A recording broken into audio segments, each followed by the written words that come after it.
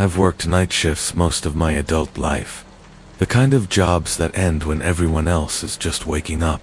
Warehouse work, late night security, driving deliveries. I guess I got used to the empty roads, the silence of 2 or 3 in the morning. But I'll tell you this, silence isn't always comforting. Sometimes it amplifies things you wish you didn't notice. This happened to me in 2011.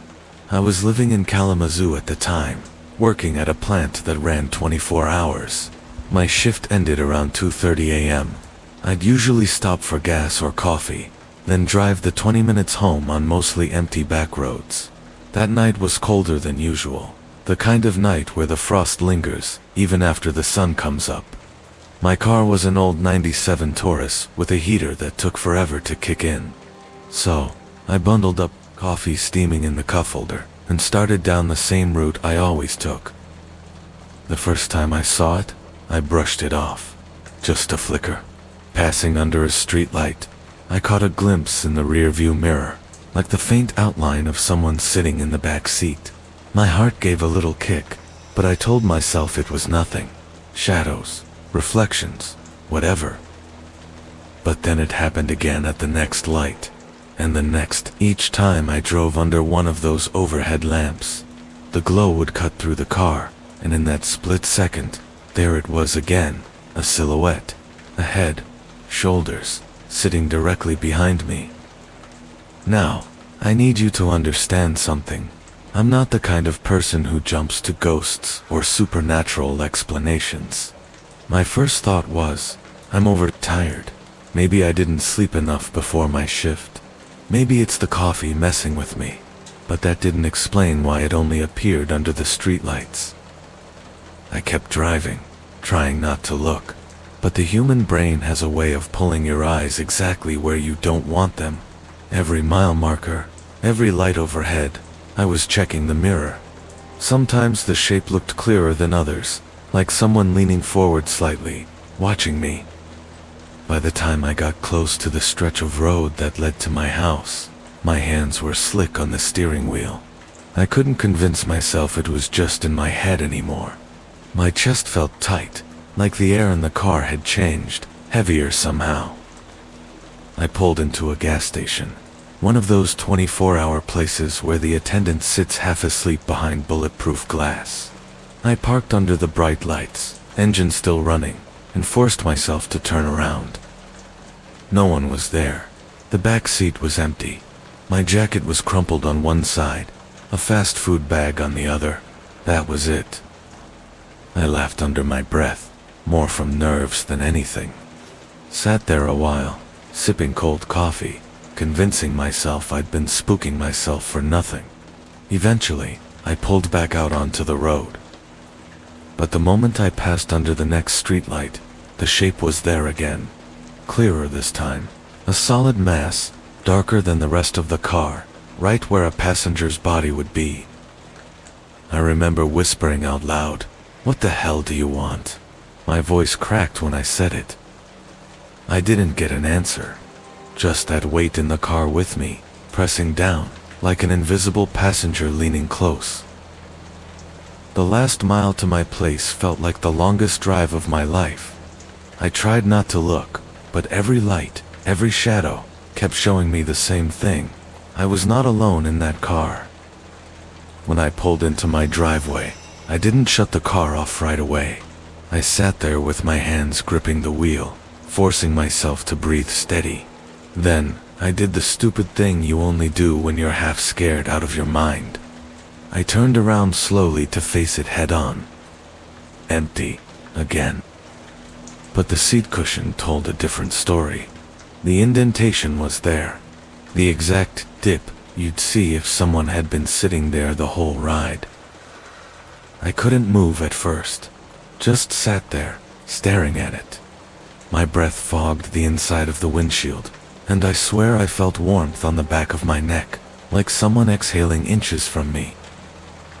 That broke me. I jumped out of the car, slammed the door, and stood there in my driveway, with the cold air burning my lungs. I didn't go back to check again. I just left the car sitting there until the morning light finally came. And here's the part that sticks with me the most. Even years later, the indentation didn't disappear. Not right away. It lingered for days. I'd get into my car after work, trying not to look at the back seat, but I couldn't help it. The cushion stayed pressed down, as if whatever sat there wasn't in a hurry to leave. I sold that car the next year. Told the buyer it ran fine, just had some miles on it. I didn't mention the other thing. Sometimes I think about the night shift again, about the empty roads and the silence. And I wonder if the man who bought my Taurus ever noticed the same shadow when he drove under the streetlights. Or maybe it stayed with me.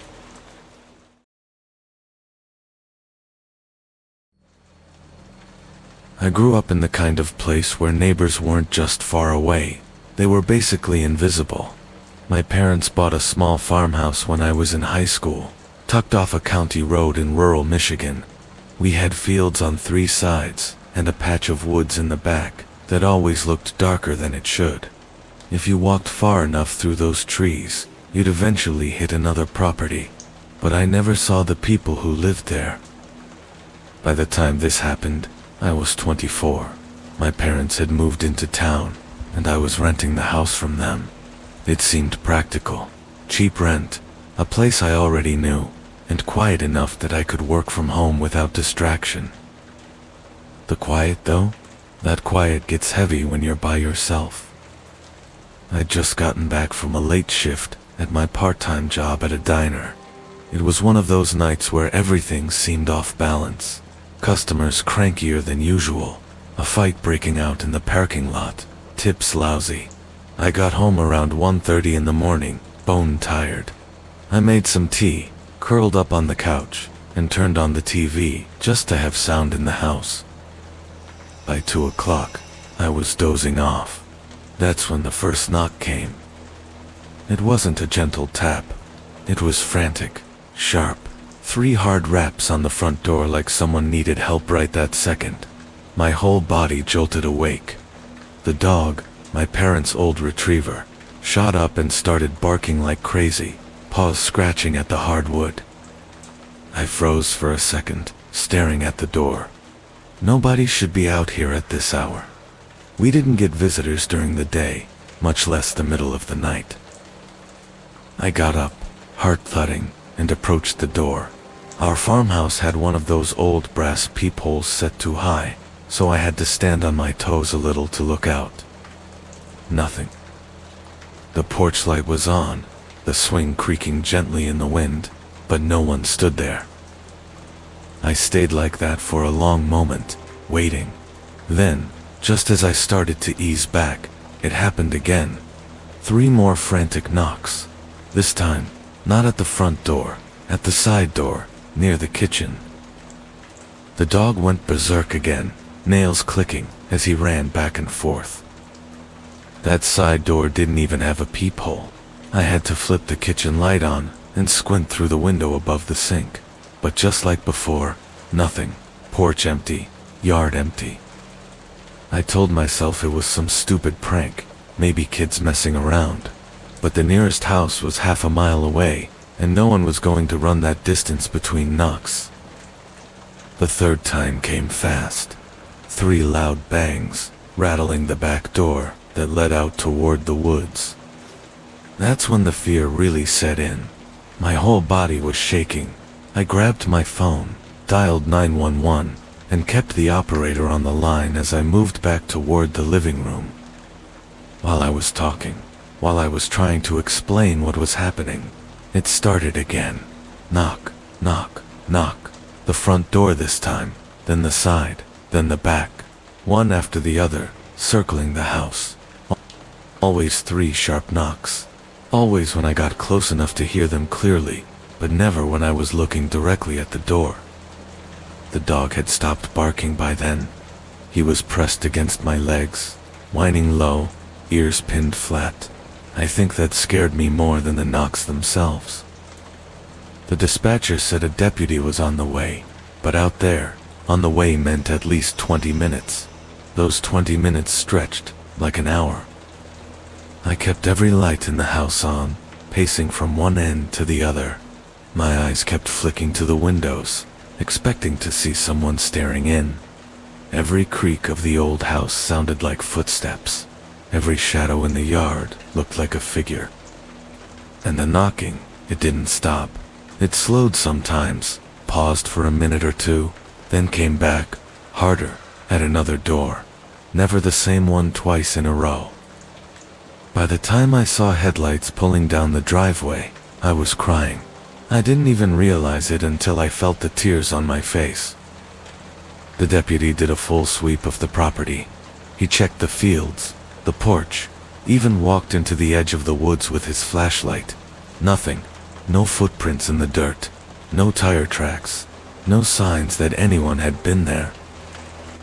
He tried to calm me down, said it was probably just some animal making noise against the siding.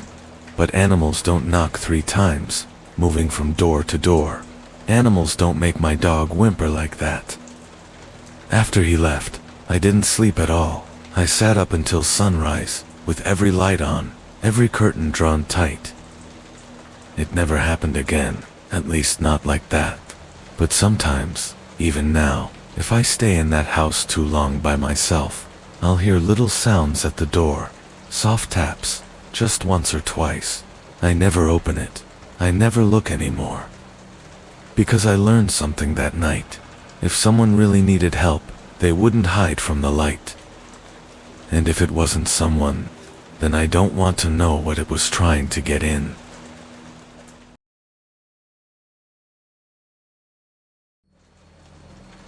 When you live with someone long enough, you learn their rhythms. You know the sound of their footsteps, the way they close their door, the little habits that make them who they are. That's why I still can't shake what happened during my sophomore year of college. Her name was Emily. We weren't best friends, but we got along. She was more the social one, always out at parties, dragging me along sometimes even when I didn't want to go. I was quieter, more focused on classes. Our apartment was small, 2 bedrooms, 1 bathroom, and a shared kitchen and living space. It was nothing fancy, but it was ours. That night was a Thursday. I had stayed late at the library finishing a paper. By the time I got back to the apartment, it was close to midnight. The building was quiet, the hallways echoing with that hollow silence you only get in old campus housing. When I walked in, the place felt normal. A faint light was coming from under Emily's door, and I could hear her moving around. Not talking, just the soft scrape of her desk chair, the creak of her bed, the floorboards shifting with her weight. Familiar sounds. I dropped my bag, kicked off my shoes, and called out a quick "Hey, Em." No answer, but that wasn't unusual. She often had headphones on. I went through my usual routine, made a snack, scrolled on my phone, brushed my teeth. Every now and then I'd catch another noise from her room. A thump, like a drawer closing. A faint cough. The sound of her walking across the floor. By 2 in the morning, I was exhausted, but I couldn't sleep. I lay there in bed, staring at the ceiling, still half listening to her move around. At one point, I even got annoyed, thinking she was pacing or restless and keeping me awake. But eventually, I drifted off. The call came just after 6. It was the police. A male officer, voice calm but clipped, asking if I knew an Emily Hart. My stomach dropped. I told him yes, she was my roommate. There was a pause before he told me she had been in an accident. Her body had been found across town near the river. They believed she had died sometime around 11 p.m. the night before. I remember sitting on the edge of my bed, the phone pressed to my ear, staring at her closed bedroom door. I told the officer there must be some mistake, because I had heard her. I had heard her moving around for hours after that. He said he was sorry, but there was no mistake. I don't remember much of the next hour. Shock makes time slippery. I just know that eventually, I worked up the courage to open her bedroom door. The light was still on, just like I'd seen from the hallway, but the room was empty. Her bed was unmade, her chair pulled out like someone had been sitting there. A half-full glass of water on the desk, her jacket still on the hook by the door. But she wasn't there. I sat down in her desk chair and just stared at the room. That's when it hit me. The sounds I'd heard weren't just vague noises, they were distinct. The creak of the chair rocking back and forth, the rhythm of her pacing. I knew those sounds. I'd lived with them for a year. And yet, she had already been dead. The next few days blurred together. Police came by, asking questions. Friends stopped in, leaving flowers, sitting in silence on our couch. I barely slept. Every creak of the apartment made me sit up, straining to hear if it was her again. Here's the part I don't tell many people. 2 nights after she died, I woke up around 3 in the morning. The apartment was still and quiet, but from my bed, I could see her door, and I swear on everything, I saw it move, just slightly, like it had been pulled closed the rest of the way. There was no draft, no one else in the apartment. I couldn't bring myself to open it again after that. I kept it shut until her parents came to clear out her things. They didn't say much, just quietly packed boxes and carried them out. I almost told her mom that I had heard her after she was gone, that I had lived with her ghost for one more night. But the words stuck in my throat. How do you tell grieving parents something like that? It's been years now, but I still think about that night more than I'd like to admit. About the fact that I wasn't just imagining things. I heard her, I'm sure of it. Maybe it was her way of coming home one last time, or maybe part of her never left. Sometimes when I can't sleep, I'll catch myself listening the same way I did back then. Waiting for the creak of floorboards, the scrape of a chair, the faint sound of my roommate moving around in her room. And when it's really late, when the house is quiet and the walls settle around me, I could swear I still hear it.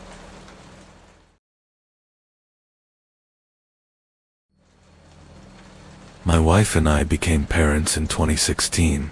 Our daughter Lily was born in the fall, and like any first-time parents, we were nervous wrecks about everything. We checked on her every 5 minutes, sterilized bottles obsessively, worried about every little cough. We lived in a small rental house back then, 2 bedrooms, 1 bathroom, nothing fancy. The nursery was across the hall from our bedroom. The baby monitor was our lifeline. It wasn't one of the newer Wi-Fi models with video streaming. We didn't trust those. Too many stories about hacking. Ours was an older style, just audio, 2-way, supposedly on a closed frequency, so only our receiver could pick it up. For the first few months, it worked perfectly. We'd hear Lily's little cries and fusses, the soft rustle when she kicked at her blanket. Sometimes I'd even keep the monitor on while I worked in the living room, just to feel connected. The first time something strange happened, it was around 2 in the morning. Lily was maybe 4 months old. I woke up to her crying, the shrill wail that cuts straight through your chest. I swung my legs over the bed, already half asleep, ready to walk across the hall. But then, through the monitor, I heard a man's voice, calm, low, almost like humming at first. Then words. It's okay, you're all right. I froze. My wife sat up, eyes wide. We looked at each other in silence, listening. The crying softened, Lily hiccuped, then quieted, and the voice, still there, kept speaking softly, too low for me to catch every word. I don't think I've ever moved so fast in my life. I grabbed the baseball bat from under the bed and rushed across the hall. My wife was right behind me. When we pushed the nursery door open, Lily was lying there in her crib, eyes wide, staring up at the ceiling. The room was empty. I checked the closet, under the crib, even behind the curtains. Nothing. The window was locked. We stood there in that little room, hearts pounding, listening to the silence. Then I realized the voice was still coming from the monitor. The receiver in my wife's hand buzzed faintly, carrying the sound of someone breathing. I snatched it and turned it off. The silence that followed was almost worse. We barely slept that night. I kept replaying it in my head. Maybe it was interference, I told myself. Old baby monitors could sometimes pick up CB radios, even cordless phones. But the thing was, the model we had was digital, supposedly immune to that kind of interference. And what were the odds of picking up a clear, steady male voice inside my daughter's room? The next day, I tested the monitor. I set it up in the nursery, walked around with the receiver, tried to replicate the interference. Nothing, just static when I pushed it out of range. For a while, things were normal again. But once you've heard something like that, you don't listen the same way anymore. Every crackle, every faint sound made my stomach tighten. A few weeks later, it happened again. This time, it was worse. It was just past midnight. Lily started fussing. Not a full cry yet. My wife nudged me awake. We both lay there, listening. Then the man's voice again, soft, almost affectionate. "You don't have to cry. I'm right here." The hair on my arms stood straight up. I felt cold all over. Lily stopped crying almost instantly, as if soothed. That's what terrified me most, that whatever this was, it calmed her, like she recognized it. I didn't grab the bat this time. I grabbed Lily. I went into her room, scooped her up, and carried her back into our bedroom. My wife unplugged the monitor, yanking the cord right out of the wall. We never used it again. We took turns after that, checking on her the old-fashioned way. Every noise meant one of us got up. It was exhausting, but at least it felt safer. Months later, after we'd moved into a different house, I found that old monitor in a box of baby things we never unpacked. Just holding it made me uneasy. I thought about throwing it away, but something stopped me. Sometimes I wonder if it was just interference. Some random fluke, a radio bleed-through we caught at the worst possible time. That's what the rational part of my brain wants to believe. But there's another part of me, the part that remembers how calm she went, how natural that voice sounded, like it wasn't a stranger at all. Like it was someone she already knew. And that thought is worse than anything else.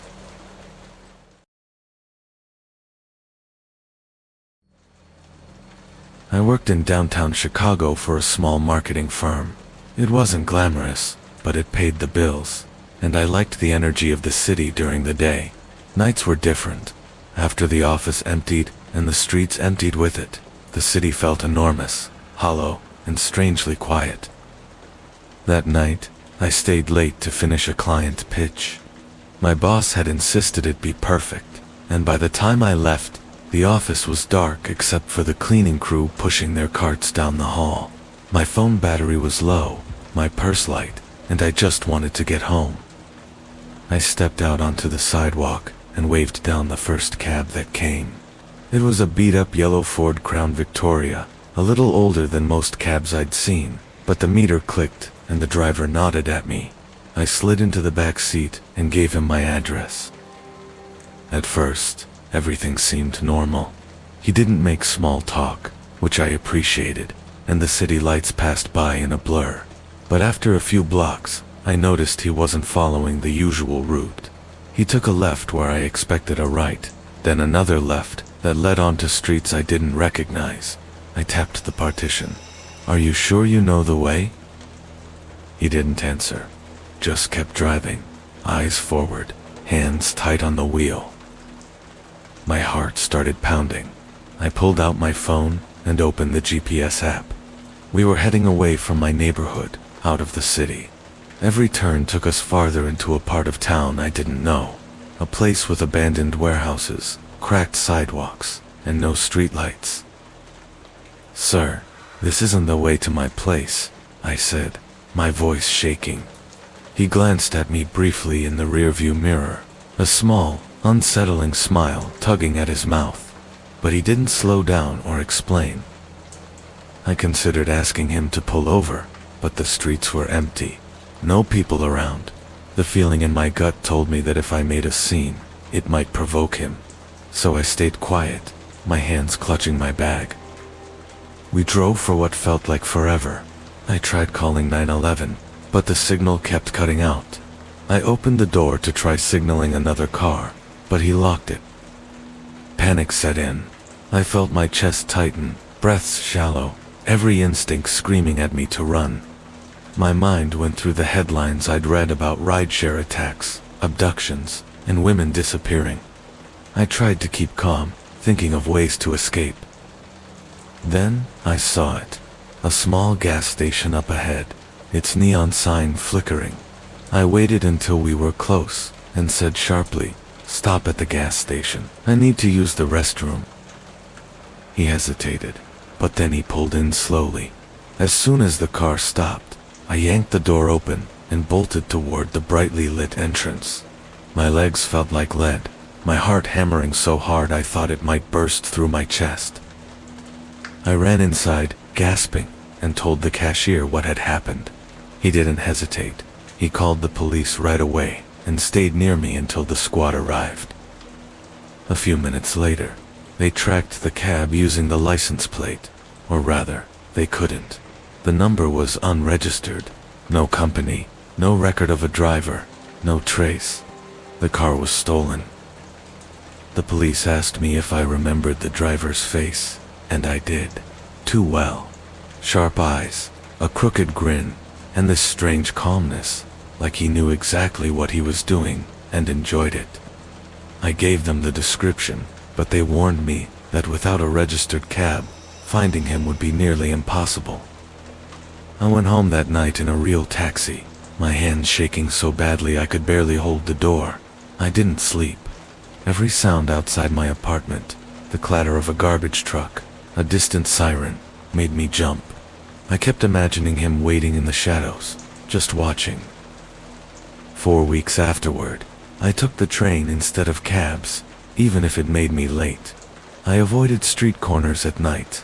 I changed my routes, my habits. Friends asked me why I seemed so jumpy, so distracted, and I didn't tell them the full story. How do you explain that someone had your life in their hands for 15 terrifying minutes and vanished into thin air? I still think about that night, about the way he smiled, about the calmness in his voice, about how easily I could have disappeared if I hadn't had the courage or the luck to make that run for the gas station. Even now, years later, when I see a yellow cab parked at a corner late at night, I feel that same chill in my chest, and I remember that sometimes the people you trust to get you home safely can turn into the very thing you fear. Because the city is full of strangers, and sometimes the wrong one is waiting for you when you least expect it.